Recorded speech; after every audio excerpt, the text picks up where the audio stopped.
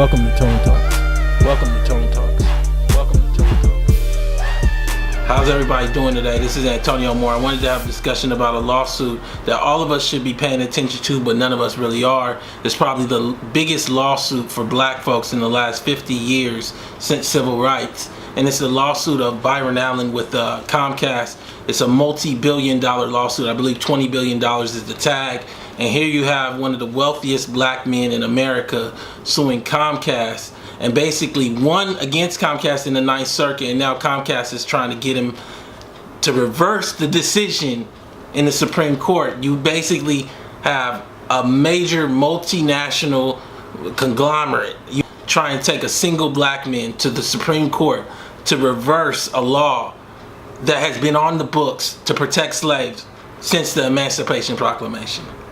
And so I just want to have the discussion of why that law exists, what it is, and then the fact that the Urban League, the NAACP, the Congressional Black Caucus, all the presidential candidates have all avoided this, and some of them actually are taking money from Comcast at the same time, and it's a major conflict. Let's have the discussion. So let's talk about who's suing who. So initially, Byron Allen, who now owns the Weather Channel, it's one black man. Understand that most of these 24-hour news networks, major networks, are owned by conglomerates. In a nation that had slavery and Jim Crow, a black man in Byron Allen, possibly one of the wealthiest black men in America at this point, bought the Weather Channel and owns it entirely. It's a 24-hour news network that a black man owns entirely. It is a direct affront to everything that race is and basically was allowed to become in America. And now we see what the reaction is today. Oh, they can't own nothing. We can let them be part of the diversity officers, or we'll give them $1 million for a college fund. But as far as owning channels, owning cable lines, owning pieces of America, we're not gonna let that happen. And so I look at this thing, and you also got to understand at the same time, Byron Allen is the only black person in America that can take a movie from production to distribution with no approvals from studios. Understand the threat of power that represents. Now, we can't help but understand Byron in the context of Bob Johnson. You know, bought BET, made it into what it was, made himself into a billionaire. They don't want that to happen again.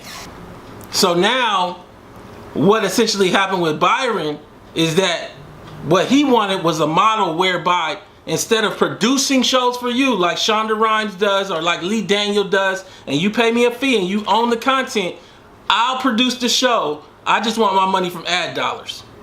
Understand there are other white producers that are doing this right now. There's nobody black doing it. But understand that once we try to do it, all the rules change. We don't want to meet with you. He's already sued AT&T for $10 billion and settled. So these are real lawsuits. AT&T for $10 billion, Comcast for $20 billion, Charter for I believe another $10 to $20 billion. Multi-billion-dollar lawsuits. He already settled with AT&T and owns 7 channels. Not the way that Oprah owned Discovery. I'm talking about singularly owns inside of his entertainment studios 7 channels. Now, inside of a larger narrative, a larger discussion of American descendants of slavery, having a talk about reparations, we got to understand that reparations has to include some ownership. See, we got to own our own message. We got to own how we're projected on the TV. We got to own the fact that they don't want us to own anything. Now, we're going to get into whether the NAACP, the Urban League, the Black Caucus have done the necessary supportive briefs to support this black man being sued by Comcast for basically protecting the rights of black folks to do business in America. They haven't, though. We got to look at what boards that Comcast sits on and why they sit there. We're not taking no crumbs no more. See, I think we got to understand where we're at, how we got here. American descendants of slavery initiated a whole discussion around reparations. But it's not just about what the government does. It's not just about the past. This is the moment where we recognize whether we are being treated fairly and who is against us and who is for us. See, I'm looking at this thing and I gotta back up and explain to y'all some details. I told y'all about Byron. Let me tell you about Comcast. This entity, this massive entity built a bunch of cable lines in black communities. And now what we don't understand is we talk about being 14% of the population. But what we don't understand is we built America. So as a result, we have a footstone in America that goes beyond our percentage in America. See, we're 40% of the subscribers for Comcast. We are 40%. But you know how much of their ad dollars we see? Next to none. You know how much of the ownership we have of the channels? Next to none. This law that Byron is using, this law that we've been ignoring, doesn't just apply in cable. It applies in all businesses. But let's look at the law. The Civil Rights Act of 1866 is one of the only laws on the books that's for us, the descendants of slavery in America. See, what this law does is it forces white businesses, it forces the government to do business with black folks, because it was a recognition at that moment that should be in place today that nobody wants to do business with ADOS black folks. So here we are looking at the consequence of being black in America. Here we are looking at the consequence of all of the realities of our lives. And Byron Allen is bringing this lawsuit. And it allows us to frame this discussion of who we are, what we gonna own, how this reparations is gonna work. See, we're not just talking ideally. See, you gotta understand that when I talk, I have the video and I'm gonna cut a little bit in here where I talk to Byron. But I've talked to Byron almost 100 hours. And we're talking about one of the wealthiest black men in America, bar none.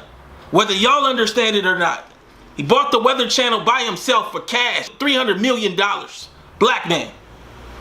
And what we see now is that the government is not providing the protections that the descendants of slavery deserve, that allow us to continue to own businesses and to be American. Let's talk. So let's look at this Civil Rights Act of 1866. The Civil Rights Act of 1866 also said that any citizen has the same right that a white citizen has to make and enforce contracts, sue and be sued, give evidence in court, and inherit, purchase, lease, sell, hold, and convey real and personal property. Understand, they're talking in a moment where there are no other groups. They're talking in a moment where there's whites and then there's descendants of American slavery, 1866. So when they say any citizen, they're saying that slaves need to be allowed to do business. So the Civil Rights Act of 1866 basically gave citizens, black citizens, the same rights as white citizens to make and enforce contracts, sue and be sued, give evidence in court, inherit, purchase, lease, sell, hold, and convey real and personal property. In 1866, this was a black and white country. This was a black and ADOS country with white folks. I think in a lot of ways we're not unpacking where this country has been and the realities of the laws on the books and why they exist. We just had the article come out today on the Atlantic about how much land was stolen from black folks. That is the land you develop, cable lines, orange groves, potato farms. That is the land that makes you the ownership class in the country. I don't know if you can fix that without fixing the realities of what Comcast is doing today. See, this law basically makes it so that Comcast has to do business with black folks, ADOS folks. Now, the whole issue hinges on a very simple thing I want to make sure everybody understands. Comcast wants to make it so we have to prove that race was the only reason they didn't do business. That's a bar too high. See, as it stands, all we have to prove, based on the Ninth Circuit, is that race was one of the reasons. Byron Allen has already won in the Ninth Circuit under that. You have Comcast trying to dwindle away, trying to cut away at civil rights laws, while the NAACP and the Urban League and the Black Caucus are either silent or taking money from them.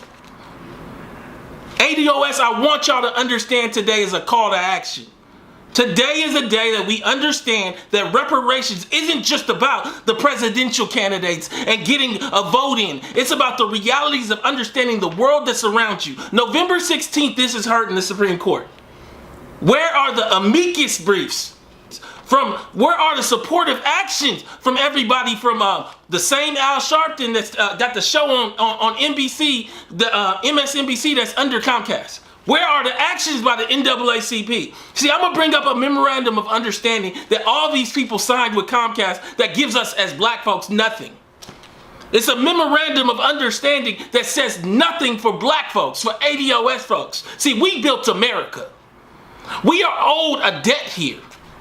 And we are here to claim that debt. But to claim that debt, we have to actionably look at the realities of what's in our control.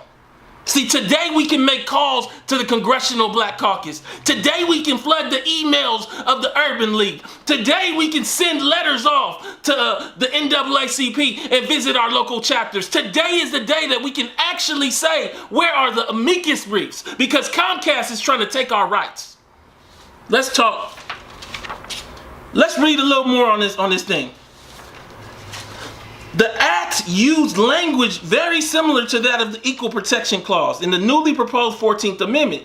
In particular, the act discussed the need to provide reasonable protections to all persons in their constitutional rights of equality before the law, without distinction of race or color or previous condition of slavery or involuntary servitude, except as a punishment for crime, whereof the parties shall have been duly convicted.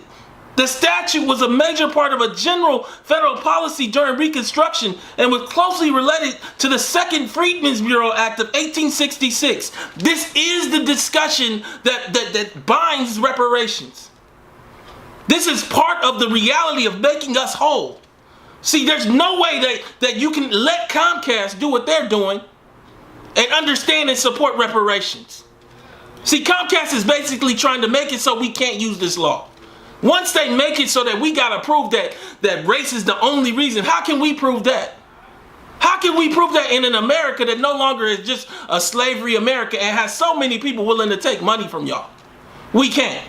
But what we can prove is this one of the reasons. And once we prove it's one of the reasons, then it should be over. That's a bar that never should have been passed. So I'm looking at this thing and I look at this ruling and I want y'all to understand that this is real. When I say billions, it becomes fantastical for some people where you can't understand it or grasp it. Comcast challenges a ruling allowing a $20 billion lawsuit to move forward. A black man is suing Comcast for $20 billion and already won in the Ninth Circuit. And now Comcast is trying to drag him into the Supreme Court to dwindle away at the rights of all of us. Because this law allows us not just to go after Comcast. It allows us to go after Wells Fargo. Are you doing business with black folks? It allows us to ask the federal government who does pensions, are you doing business with black investment bankers? It allows us to challenge America on whether they want us and allow us to be American. See, Comcast, they got to understand that we here now, ADOS, and we got a gate up now. But for them to understand, you have to do your part. You have to get active. See, I'm looking at this thing, and the U.S. Supreme Court will be examining standards in racial discrimination lawsuits. On Monday, the justices of the High Court announced that they had accepted for review a case claiming discrimination in contracting against Comcast in alleged violation of Section 1981 of the Civil Rights Act. The $20 billion lawsuit comes from Byron Allen's Entertainment Studios Network, an African-American owned programmer upset over the way that cable TV distributors refused to make good offers to license his channels. Comcast, as well as Charter, in a separate case, petitioned for review. They petitioned for review after Byron Allen's company survived scrutiny in the Ninth Circuit Court of Appeals. In Comcast's petition, handled by Miguel Estrada at Gibson Dunn, the cable company argued that in order to carry a discrimination suit, plaintiffs must show in pleadings that racial animus was the motivating factor leading to a programming decision. We can never prove that, and we don't need to prove that. The fact that you don't have black people of any large number getting any ad dollars is all that we need to prove. Do you understand? When you look in the memorandum of understanding, a company that does $1 billion in ads did $7 million in ads with minorities.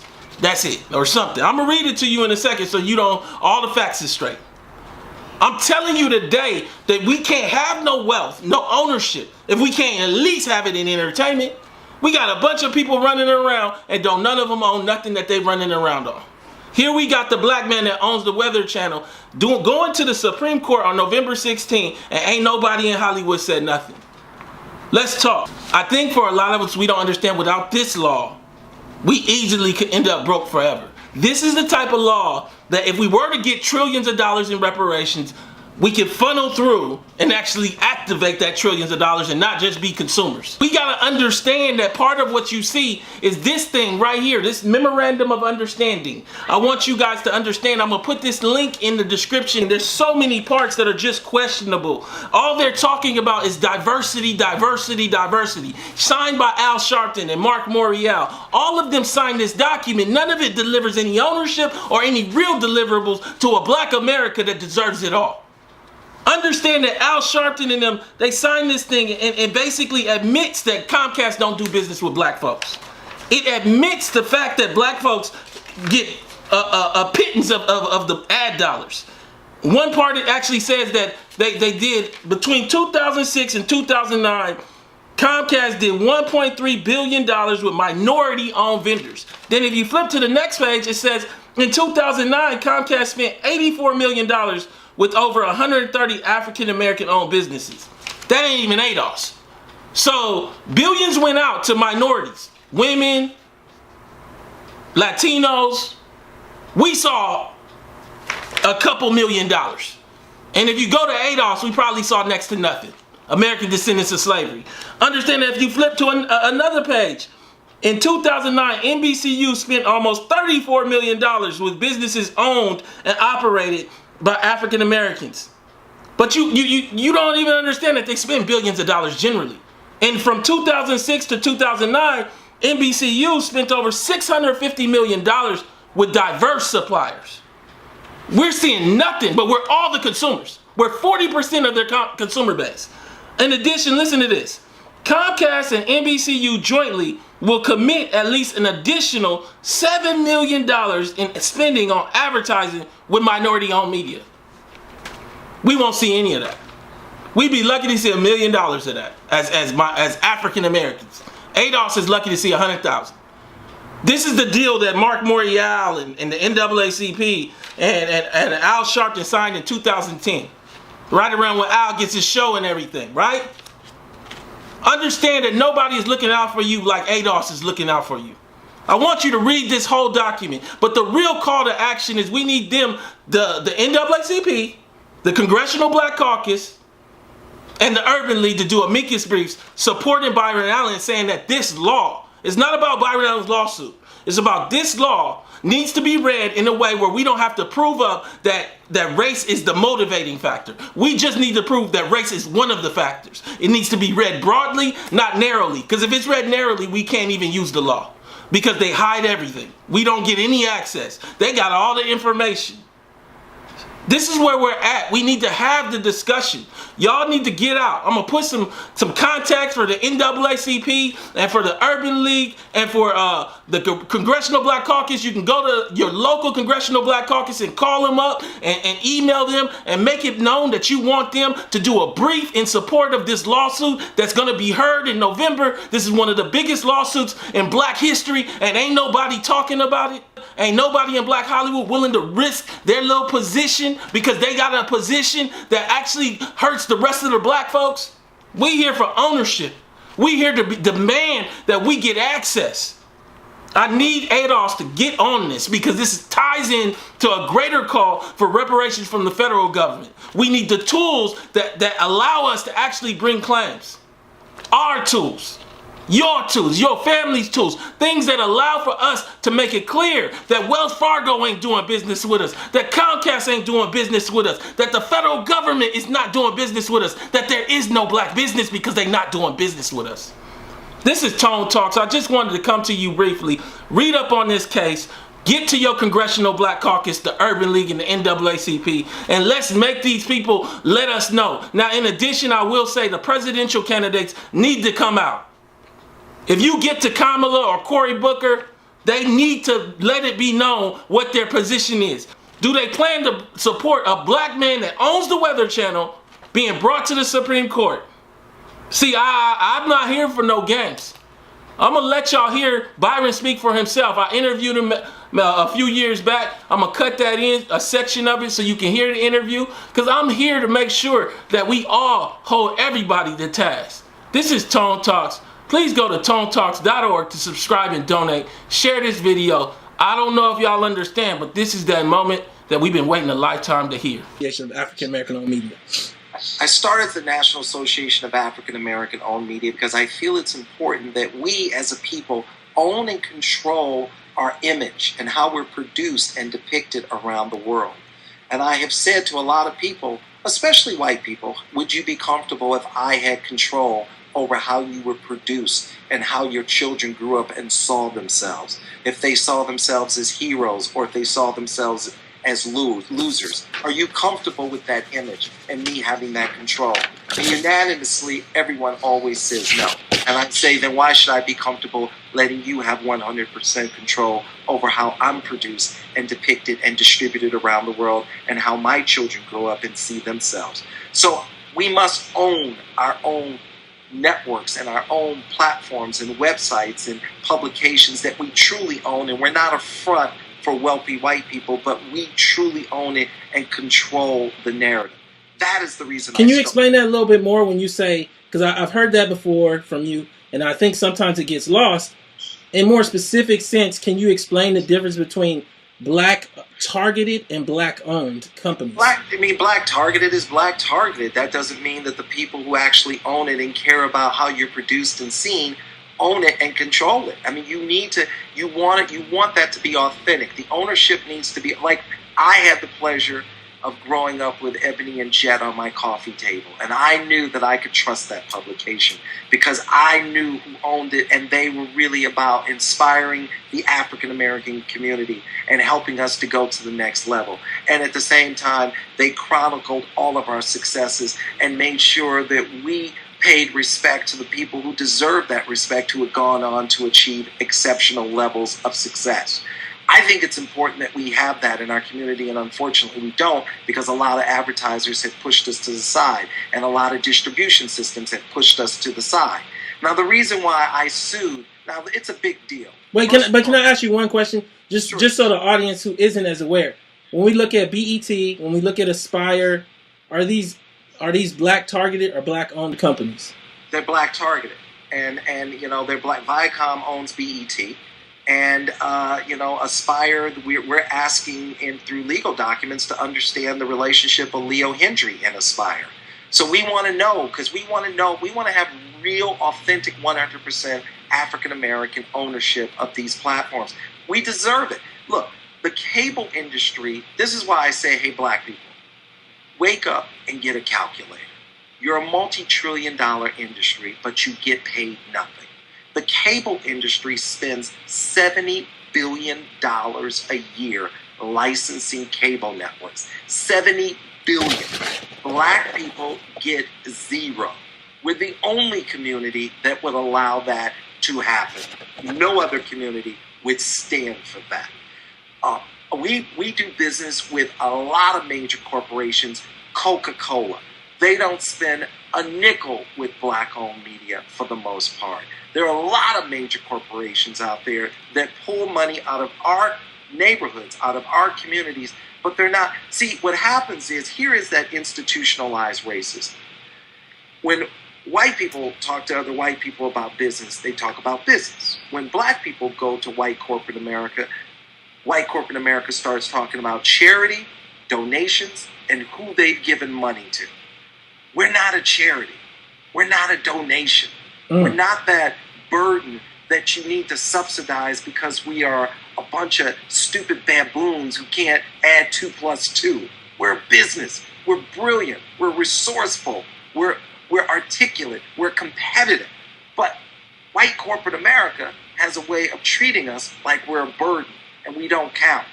And when you look at all the hundreds of billions of dollars that are spent in advertising and none of it going to black-owned media, that speaks to why your newspapers and websites are going out of business and going away, and they don't exist. When you look at $70 billion being spent licensing cable networks and none of it going to black ownership, that speaks to jobs in the community.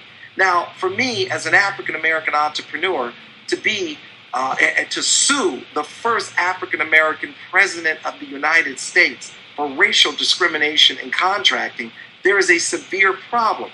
Now, let's talk about the law that I use. It is Civil Rights Act 1866, Section 1981.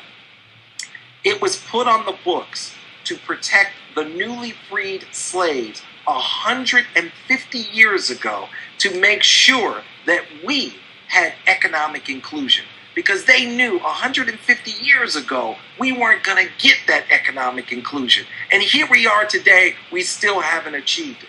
So I had to sue President Obama's FCC to give him a wake-up call and say, President Obama, listen up. You need to understand that your administration for Black America has been a Category 5 disaster. Under President Obama, unemployment for Black America has gone up 40%. During the same period, it has gone down 25% for white America. This is off of his own website, .gov. Okay? Under President Obama, Black home ownership is at a 25-year low. So Black America, we're not living the American dream, we're living the American nightmare. So again, let me say this to everybody. I just want to make sure everybody understands who they're listening to right now. You're listening to one of the 4 Black billionaires, and he's just laying it out for you. And I think sometimes, people, just because they don't see your face on television, they don't know you in the same sense as Oprah, that they don't understand that you're really out here laying out the information so everybody can get context from another perspective outside of their own home, why they're struggling, and so that then they can demand change. You know what I'm saying? Demand change. And what I said to President Obama, look, we Black people, we died for you to be in the White House. Literally died, okay, for you to be there. Real simple things you can do that nobody can veto or block. It's not even possible, okay? Stop approving mergers that do not have real, true African-American economic inclusion. That is simple for you to do, and that is simple for you to audit and enforce. Also, you spent, President Obama, $700 billion, that's with a B, $700 billion to bail out the banks. Why don't you audit the banks? And you will see that the banks are not lending money to Black people. And therefore, Black people can't buy homes. Therefore, Black people cannot start businesses. We're not getting business loans. And therefore, we can't start businesses, buy businesses, and grow our businesses and employ people in our community. You bailed out the banks. Why don't you audit the banks and enforce the laws that are on the books? Make sure they're lending money to Black people. This makes a stronger America. President Obama, you control a $2 billion ad budget. Join the Army, join the Navy, join the Marines. President Obama, none of that money is making its way to Black-owned media, Black websites, Black newspapers, Black-owned radio stations, Black television shows. Nothing. Can you give context for that? Because you told me once about a kind of a roundabout number of how much Go Army, Go Navy had given to $2 billion a year. No, but how much they had did with black business last year? Nothing. I mean, practically nothing. Bill Clinton mandated that the government spend money with Black-owned media, and it was a presidential mandate, and it was ignored. And to Kerry's senator, he was Senator Kerry, now Secretary Kerry, to his credit, he opened up an investigation to find out why this mandate had been ignored. And not only did it not improve, it got worse from when Clinton said, guys, we are spending $2 billion a year. Make sure Black-owned media is included. This is one of the few presidential mandates ever ignored, because when it comes time to spend money with Black people, we're supposed to be nothing but consumers and slaves making minimum wage, living in a neighborhood that most people don't want to travel to. Now, here's another big thing that I am the White House's worst enemy, a Negro with a calculator. So the government, President Obama knows that the government pension fund money for government workers is $1 trillion. government worker pension fund. All the people who worked at these pension funds, worked for the government, their pension funds. None of that is making its way to black communities, black professional money managers, and making its way into our communities. So you're asking us, America's asking black America to run the same race without any tennis shoes on a bunch of glass. And all we're saying is it's time to get to the table and provide real economic inclusion. There's some real big problems out there. These pension funds that are buying businesses, and a lot of that pension fund money is coming from women and people of color.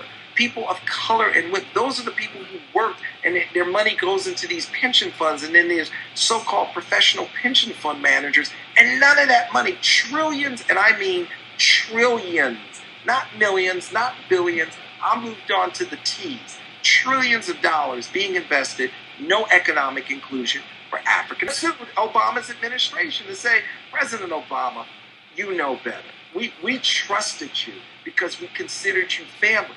But you don't treat us like family. And part of it is our fault as black people. Look, we have to be smarter about it. The Jewish community was brilliant. They had an ask. They said, look, we want more protection for Israel. The Hispanic community, brilliant. They have an ask. They say we want immigration reform. The gay community, they were brilliant. They had an ask. They said they wanted gay marriage, and they got it. Black community, not so brilliant. We didn't have a real clear, definitive ask where we organized and said, you must deliver this. Other communities were very clear and wouldn't let up. They were united. We must be clear that we must have economic inclusion, and we must have it now because the party's over. The moving trucks are going to be coming to the White House in less than a year. And what you're going to have is all of a sudden black people are going to look around and go, that was really nice. Those were some nice photos, but I'm broke. Yes, you went backwards. Who would have ever thought that you get the first black president and black people would go backwards economically? Well, guess what? Your nightmare is true. And it's time to wake up and demand that corporate America includes you because it's rightfully yours. Yeah, and so I go back to the analogy that you gave earlier, and right after that, I really want to get into the lawsuit and why you added Al Sharpton, because I think it really is poignant for this moment of conversation. But so often we hear this race analogy, this running race where white people got a head start, and I guess my fundamental problem with that is when I sit back, it does a disservice to what happened to black people because it doesn't really account to the fact that we were the shoes. We weren't a runner in the race, and we just started late. No, we were their shoes, their shoelaces, and now it's kind of like you want the shoes to race with you. And you tell the shoes that they're a person so that the shoes don't understand there's a hole in you because they raced on top of you for years and years and years. When we see these commercial businesses that are in our communities like Nick's Check Cashing and things like that, we forget that people own those companies. I think it's so often we look at it as though it's an oppressive government that created subprime. No, individuals sold subprimes to you with the banks. And I feel like until we really acknowledge the reality of what slavery was, and particularly Jim Crow was, in terms of advantage, in terms of opportunity, and in terms of oppression, we can't move forward. And that's kind of where you're at. Yeah, you can't. You have to get on parity. You have to say, look, I say black America, good luck waiting for another black president and a black attorney general simultaneously. Mm-hmm. Nothing's happening without those two signatures of significance in this country. You need to put pressure on the banks. You need to put pressure on immigration reform. If our children aren't educated, then they're going to live a life of minimum wage. And minimum wage isn't enough to keep your head above water. Half the women in this country are living at or below the poverty line. And if the women fail, the foundation of the country, so likely will the children. I was very fortunate. My mother went to UCLA.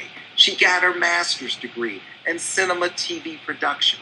If my beautiful mother had not gone to UCLA, a high-end university, and gotten a master's degree in cinema TV production, it wouldn't have positioned me for success. And it's not a coincidence that her son has 40 television shows on the air and 7 24-hour HD networks. Your children position you for success. We have to get in there. And what I expected from President Obama was education reform and economic inclusion for all Americans, including African Americans, the furthest left behind. And this is something that's a matter of national security. This is something that's a matter of global competitiveness, because we as Americans are only 327 million people out of a global population of 7 billion people. Mm-hmm. Now, China has 2/3 of our nation, 200 million kids in college. 200 million kids in college in China. 2/3 of our nation. You can't compete when you have 2/3 of your nation in college in China and half of your nation here is living at or below the poverty line. In order to compete as a nation and to maintain our status globally, all minds must be on deck. Every mind needs to be fully engaged and maximized to its fullest potential to be a great America. These are simple numbers that are indisputable. We must engage everyone. And this is why I took this law that's been on the books 150 years and gave it to my lawyers and said, I will pay you millions of dollars. We must engage now. We must get everyone thinking and fighting in the right direction to provide the fourth and final chapter, to achieve the fourth and final chapter. The real reason why they killed Martin Luther King. Economic inclusion. So all Americans, including African Americans, the furthest left behind. Now remember where they shot and killed Martin Luther King? On the balcony of the Lorraine Hotel in Memphis. Why was he there? He was there to march on behalf of the low pay to the sanitation workers there in Memphis, and they killed him right there because he was going to deliver at one point 500,000 people to the nation's capital, to the Poor People's March. It was about economic inclusion. Now we, as a people, black, white, Asian, Hispanic, everybody, we must fight for economic fairness and economic justice for everyone, because that's what makes a stronger America. And this is what we must do. Now, why did I sue Charter? Here's Charter. Charter is trying to buy Time Warner Cable for $55 billion and become the second largest cable operator in the world. Broadband. They want to control broadband in America. Number 2 to Comcast. Charter has an all-white male board. They do not have one woman, which represents 60% of the global population. They don't have a woman on their board. They don't have a Hispanic on their board. They don't have an African American on their board. They don't have an Asian American on their board. How can you, President Obama, I understand why these guys want to continue to discriminate against us, but we didn't vote for you to be in the White House to help them.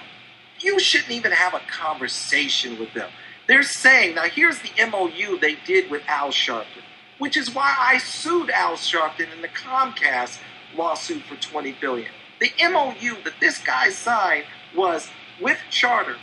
If the merger goes through, if, and I mean you need to pay attention to the word if, we will add an African American, a Hispanic, a woman within 2 years. If. No, it's not if. It's not about if. It is when you do those things, then come back to us. It's like a guy coming to you and saying, you know what, Antonio, I really want to get a job with you. And then Antonio says, you know, man, I noticed here that, you know, when I got some research on you, you beat your wife up 5 times. And the guy says, you know what, Antonio, I did beat her up 5 times, but if Antonio, you give me the job, I'll never do it again. This last point, Charter spends $6 billion a year licensing cable networks. $6 billion. Negroes get 0. Mm-hmm. And this is how much they don't care about diversity. Charter doesn't even have a chief diversity officer. That might cost them 80 grand a year, 100 grand a year. They don't even spend 100 grand a year to pretend like they care about Negroes. So I'm saying to President Obama, I understand, in my opinion, they're racist. I understand they're discriminatory. But we didn't die to put you in the White House to support them. And that's why I sued President Obama's FCC for $10 billion. The racism can stop with the man we sent to D.C. to stop it. And I'm demanding that he steps up and delivers us what he promised the people, and deliver to the people, especially the African Americans who risked their lives and lost their lives to fix this for once and for all. Because right now, black people have nothing to show for the Obama administration. Absolutely nothing. They've been positioned to fail. You didn't give them the right education. You didn't give them opportunity, mentorship, and jobs. You gave them every reason to fail. And then for you to say that criminals and thugs, I'm like, no, they're not. These are young men who want better, can do better, desire to do better, and you have failed them and haven't positioned them for success. Now, when those white bikers went through and shot up all those people and shot up that place, President Obama never called them a name. He never commented on them. And he never said anything about those white people that went through those neighborhoods doing that. And I'm just saying, dude, you got to be fair. I honestly don't need you at black funerals singing Negro spirituals. I've got Al Green. I need you back at the White House putting pressure on banks to lend money to black people. That's what black people need. I need you putting pressure on corporations who do business with the government to make sure they're actually doing business with black people. That's what black people need. I need you at the White House putting pressure on really getting some education reform, doing something where we're really getting these kids properly educated and placed into colleges so they have a strong 4-year degree. I need you investing in the community and all people, especially black people, the only ones to have a law to shut us down. Laws to shut us down called Jim Crow. Absolutely. I need you there. I don't need you to sing. You know what you need to do, brother. You know what you need to do. I need you to take care of business. What's at stake here, President Obama, is your legacy. You have let black people down severely. Now, unfortunately, a lot of people will sing your praises and drink your black Jesus Kool-Aid all the way till the end of time. They can do that, but at the end of the day, their bank accounts aren't looking good. You know what to do. You are a really bright man. And if you are smart enough to deliver gay marriage, and I'm happy you did, and I'm thrilled you did, you are smart enough to deliver economic inclusion for all Americans, especially African Americans, and to deliver a better education, and you have done nothing in those categories. And that's why I have had to file lawsuits against Charter, against your own FCC, and against Comcast. Comcast isn't really doing business with black people. Why don't you go and investigate that? Why don't you look at the books? Why don't you follow the money flow? See where the money is flowing to. Why don't you look at that? You said you were going to do it. Live up to your word. Do not come out of the White House and have your legacy be black people have fallen further behind. That is unacceptable. I'm not looking to rally the troops and have this be a debate. Politico asked me today, why did you hire lobbyists to be a part of the debate? I don't care about the debate. Black people are dying every day while we debate. Okay, the debate is over. Every day we got new bodies on the streets, just blood flowing through the streets. This is taking action. I filed federal lawsuits, and I'm going to continue to file them until corporate America shows black America that black America is due. There's so many corporations that don't do business with black America, and that leads to our economic genocide, which is a direct result of our violence. We have to address this economically. That's the only thing that's going to stop it. And I love Coretta Scott King because Coretta Scott King told Martin Luther King, you listen to Byron Rustin. You listen to Byron. And Martin said, who's Byron? And Coretta said, he's brilliant. He's African American and he's gay. And Martin said he's gay. And Coretta said, hey, hold up. We're not just fighting for 1959, she said. We're not just fighting for civil rights for black people. We're fighting for civil rights for all people, including gay people. 1959, Coretta said that. That's why she's the queen of queens, okay? That's why I love that woman more than anything. And it was Byron Rustin who walked into that room of Southern Baptist ministers and said, yeah, I'm gay. And he said that to Martin Luther King. And he said, hey, this is how we're going to do it. Through economics. We're going to come off the buses. And he was the architect for the Montgomery bus boycott. He's the reason why we broke open the South.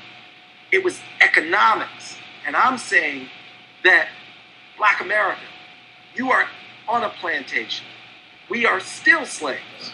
And you still have the shackles on. And it is economic genocide. And you won't be free until you have economic inclusion. And you need to speak now while you have an African American president and an African American attorney general. And you need to be loud and clear and demand what is rightfully yours. And let Obama know this is his legacy. If you come out of here where you have not made improvement in our education and our economic inclusion as it relates to businesses, as it relates to the government ad budget, and as it relates to the $1 trillion that you manage and government worker pension fund money, a lot of African Americans and a lot of women. He has failed us miserably. And so I guess, you know, one of the applications that we talked about, and you know, you had your own answers at that time. What were your thoughts on this whole uproar about the Oscars earlier this year and the Oscar issue? And then how, you know, we're seeing these celebrities, whether it be 50 Cent, Kanye West. Now this morning you hear about Dwayne Martin and Tisha Campbell. Everybody's going bankrupt. They're going under. How does ownership tie into that? And then how does ownership tie into the Oscar issue and make it relevant or more irrelevant in your mind? Well, you know, look, I started my company 23 years ago from my dining room table. And I called all 1,300 television stations. And for about a year, they told me no. And I got about 40,000 no's to get 150 yeses. And I went and kept half the advertising time in my television shows. I sold them a 1-hour show and I kept 7 minutes and the local TV stations kept 7. And I went and sold my 7 minutes to national advertisers. I now have 40 television shows, the largest privately held television library in the world, about 5,000 hours, and the largest privately held portfolio of television cable networks. I own 7 of them. And one of them's Cars.tv. They're not black targeted. We own Cars.tv, which we won an Emmy for, Pets.tv, Comedy.tv, Recipe.tv, Justice Central, a 24-hour court and legal news channel. So I started 23 years ago. Now, to speak to diversity, I bought a company called Freestyle Releasing. Freestyle distributes movies directly to the movie theaters in America, about 50,000 screens. We deal directly with all the movie theaters, and the theaters send the money directly to us. That's a first. That's a first in the history of this country. We now have a relationship with the theaters directly, and we're putting out... A first what? The first African-American owned company to put out 15 to 20 movies a year and to have a relationship directly with the movie theaters in this country. That is a first, where the theaters send me the money, not the studio. We're the studio. It's taken a couple of 100 years to get here, but we're here. And that is a big step. So now, we just put out this weekend, Meet the Blacks with Mike Epps. Well, you know, we put that out. I don't know how much love that movie would have gotten from the other studios. I'm guessing not a lot of love. And we put the movie out. And the producers were very appreciative. You need a place like Freestyle Releasing, which I bought it. I own it 100%, and I bought it so we can have a direct relationship with the theaters. Now we can control how our stories are told, how we're produced, how we're depicted. I mean, look, Race came out. It's about Jesse Owens. Now, it wasn't white America that funded that movie. It was the French that funded that movie about Jesse Owens because they revere him so much.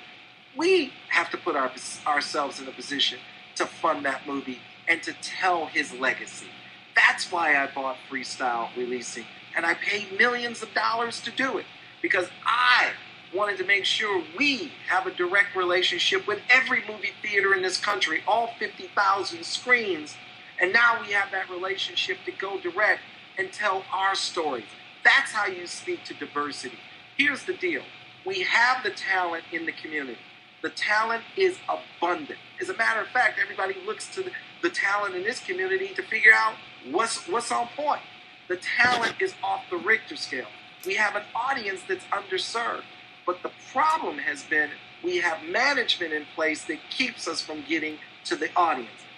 By me buying a distribution company that goes straight to the theaters, I got rid of the management that's been blocking us for decades, and now we're direct. And now we can speak to diversity.